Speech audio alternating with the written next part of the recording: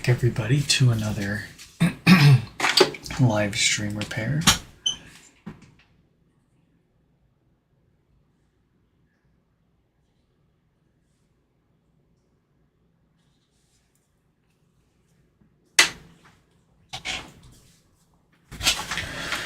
So, we've got Darren's HomePod here. They dropped it off yesterday with blinking volume buttons. We were hoping that we were going to be able to do the simple software restore on this, but unfortunately this one is one of those that has some sort of hardware issue on the logic board. It was one of those that did show recovery mode when we plugged it in oriented normally, gave us DFU mode when we flipped it upside down, but for some hardware reason it refuses to take the full restore. So seems like we will need to spend some time soon getting good perhaps at doing some hardware repairs on these logic boards. But until then, I do have a handful of restored good working logic boards, so we can use those in the meantime. And we're going to do the full maintenance for this HomePod since we're replacing the logic board. We're going to make this all worth it and fully tear this down, get into the amplifier, and take a look at some of the other components that commonly fail and cause the issues like no power and death farts and other base stuff. So let's continue digging and do just that. And as you may have noticed, I already got the logic board removed. As a Hail Mary, I had taken their logic board and put it in one of my HomePods to try and restore it, and unfortunately that did not work. So it is certainly an issue on their logic board, something going on with that hardware. I'm waiting on a USB to UART adapter to come in the mail so that I can dig deeper and at least identify what hardware is failing. Because if it's something simpler like a sensor or a small chip on the board that we need to replace, we can do that. If it's the storage chip itself, the main CPU, or the VGA for either of those two components, that's a lot trickier. That's something that we have to practice. There are videos of people on YouTube reballing these things, which I think is fantastic and very impressive. The few attempts I've tried at just even getting the chips off was pretty difficult for me.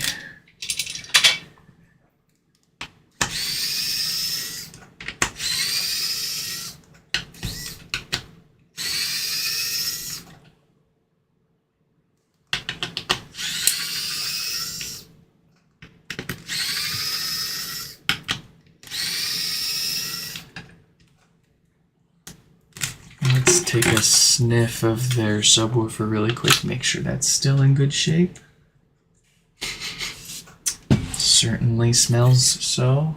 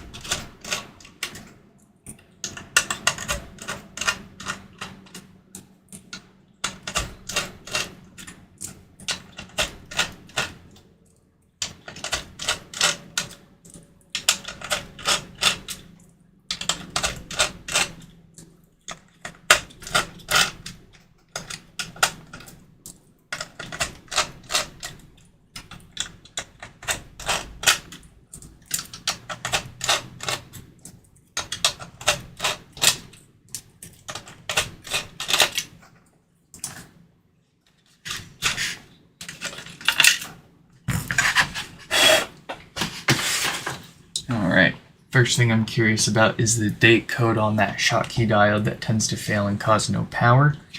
The 46K and the 48Ks are the ones that'll do that. So if we see that, we will replace it. Yeah, no, sure enough. 46K dated diode there, which means almost inevitably this would have eventually stopped powering on at all. So it's good that we are in here knocking everything out. Why is my camera? There we go. There we go. Beautiful. So before we replace that diode, we'll go ahead and replace these DC filters first. These tend to go bad over time and lead to all sorts of bass issues and death farts.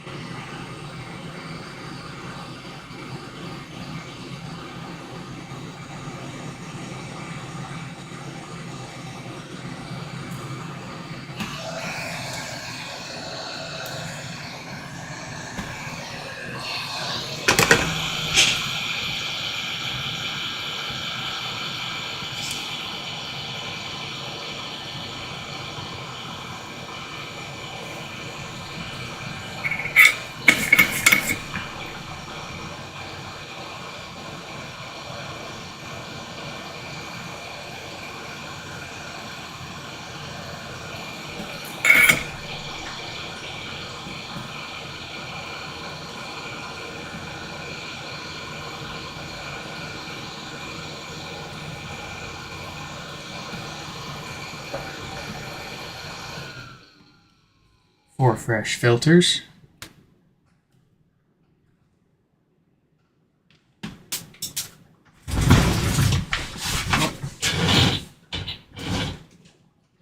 Three fresh filters.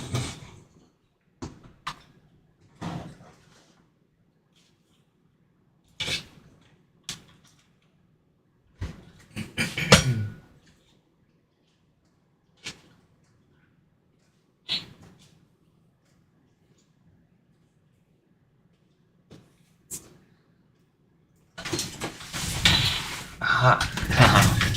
You cannot escape me. Here we go.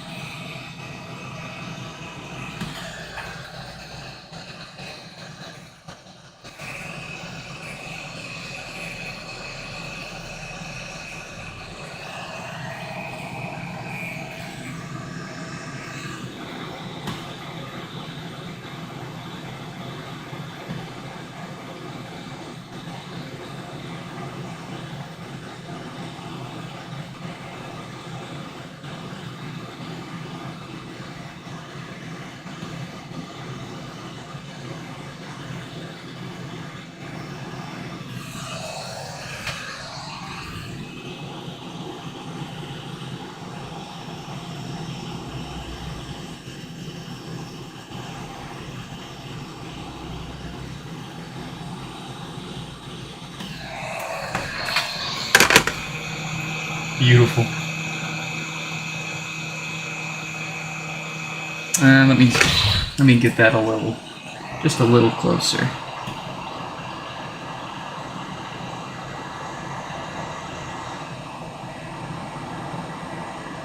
There we go.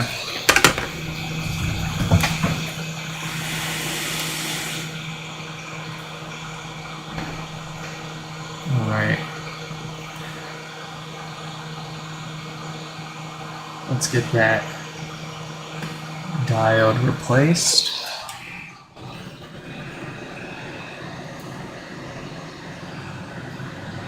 Welcome back, Aaron.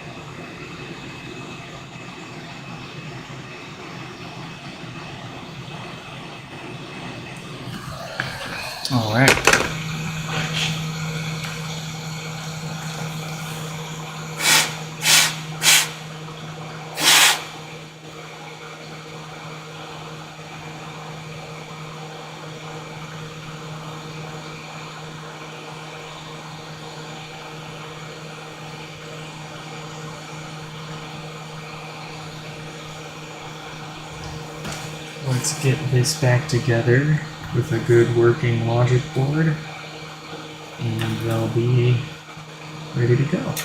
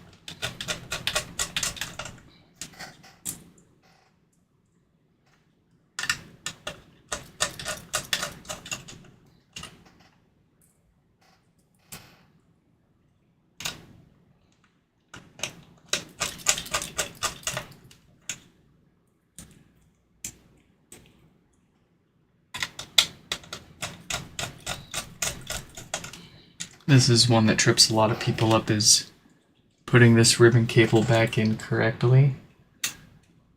We'll just pop it in there, make sure that white line on there is level with the connector, and then we can push that down and lock it into place.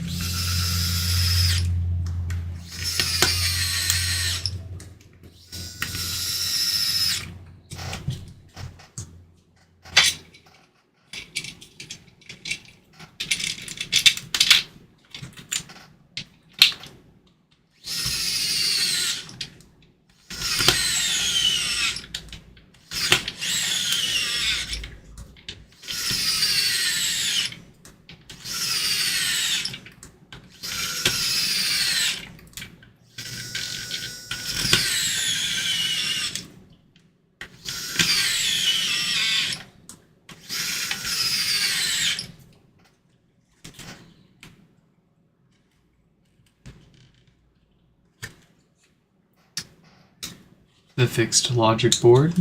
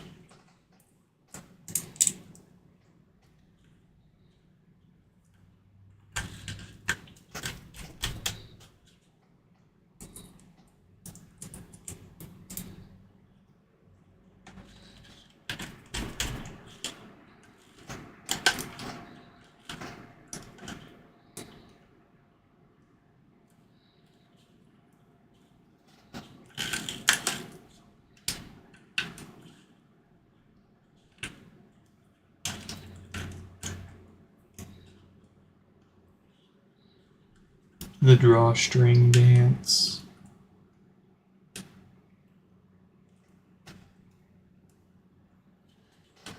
That is the most tedious part of any HomePod repair right there.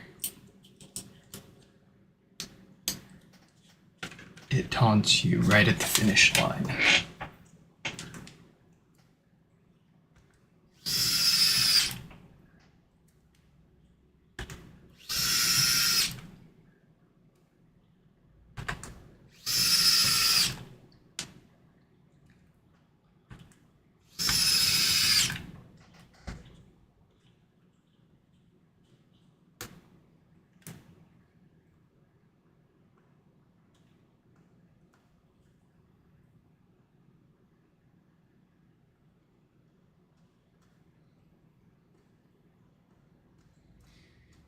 Some of the adhesive is covering the LED for the volume buttons, so if we were to put the top back on, they wouldn't light up evenly. Just want to check that before we stick this on there. Same on the plastic top side.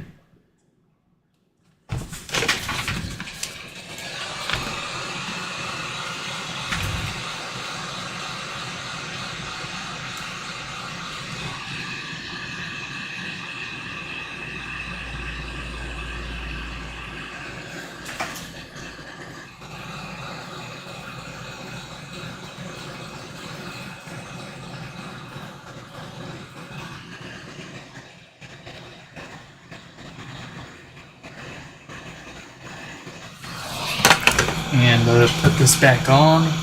We're going to line the volume buttons up. Stick the lip of this in between the frame and the mesh there like that so we can hinge it.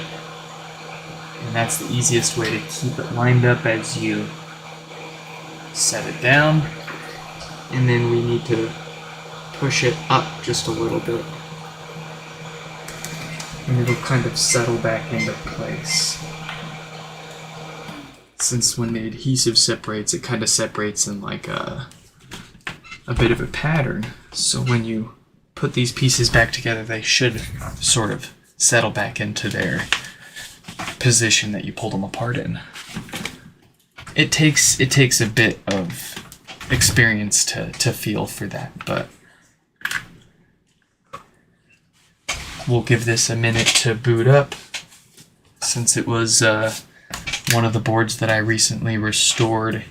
It'll probably take a minute to actually boot up. It's got to do its first time stuff, and then we'll hear that beautiful setup chime.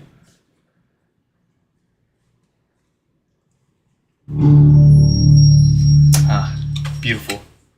Quicker than I expected. So folks, that is all that I have to fix for you here now. I believe another one just showed up, so we'll run out and get that and give you guys another show later today. Yeah, that's about it. All that this one really needed was a replacement logic board. Unfortunately, this was one of those that we weren't able to restore. If you're trying out software restores on your HomePod, or you've got one that you aren't sure if it's a hardware or software issue, there's not much harm in trying the restore process anyways. If it fails, it fails. It's already bricked.